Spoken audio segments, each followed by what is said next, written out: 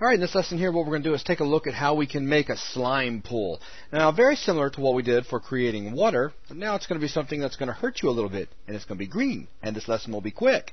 So let's go and get started. Okay. Again, I've still got my builder brush set to be about 960 high for the height of these pools and the width of the carved out area. Let's see. Well, actually, we don't even have the visible fluid surface info for it yet, and I mean that's kind of the core, getting a good slime texture and everything set up.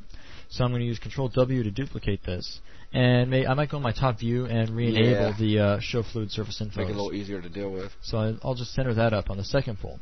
So great, we have a copy of water, but at least it's the right size. The only thing we have to worry about is the actual material it's using. So under Display, of course, we have that one skin element. That's the ocean glass. If I go back to the texture browser, still under AW Global, but if I change my filter to say SL, so we're starting to type slime, let's grab their final slime shader. So with that selected, and again this is another shader that has a cube map, we'll say use, and just real quick to see what it's looking at, I'll activate the real-time preview. So there we've got some kind of reflecting type slime. But I mean, it'll work. It's slime as opposed to lava or water. Right. So now that we have the slime added, of course we don't have the area as a volume yet, so let me just make sure I have that zoomed up. And so I've got the builder brush in place. Now, even though slime is kind of similar to water, I think I'm actually going to start off with just a plain physics volume. That way, if we ever wanted to change the entry sound from something other than water, we could easily do so. We won't be being overridden by the water. Right. So let me right-click and add a physics volume. Move the builder out of the way.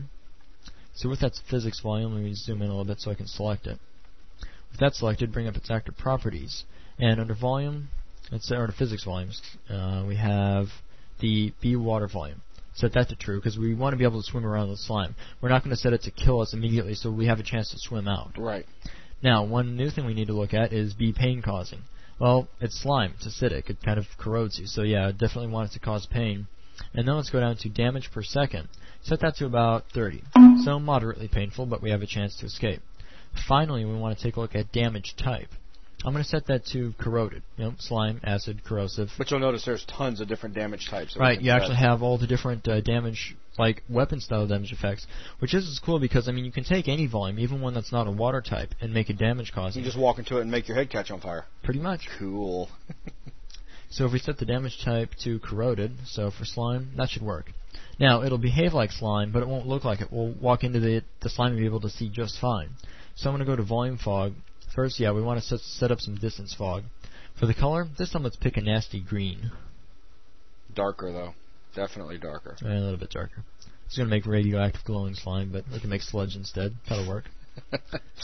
So I've got a color set, and this time I'm going to make it thicker than the water. I'm going to make it fade out by, let's try 512. And then it starts to fade out at 256.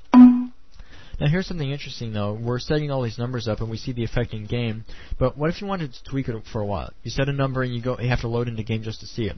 It is possible to preview distance fog within the editor. If I move my camera so that it's inside the volume and I rebuild, it applies the distance fog effect. Now it doesn't lose the effect when you leave the volume. It's not quite keeping up with where the camera is. But just for the time being while I'm inside this volume, I could start adjusting some of these. Like what if I wanted the fog effect to start sooner? I could bring that up to 128, maybe even 64. So definitely more of an effect, and now you get real-time preview. So you see exactly what your fog's going to look like. I'm pretty happy with that for the time being, so I'm going to take the camera back out and rebuild to kill the fog effect off the camera. So with that now, let's go ahead and jump into game and see how the slime behaves. Doo-doo-doo. Good folders of video goodness. Yes, lots of them.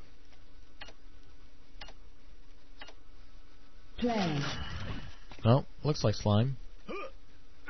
And that kind of hurt. And we're still being hurt. It's green in here. Escape! No. Dead. Did not escape in time. I mean, maybe if I had the surface set a little bit higher to make it easier to jump out of. Got it. Made it. Excellent. So, we have damaging corrosive slime. With 10 points of health left. You about to die. Okay, cool. Well, that's pretty much going to wrap up this level. So now we're starting to look at making liquid type volumes that will hurt you. Okay, so that's going to wrap it up. Thanks.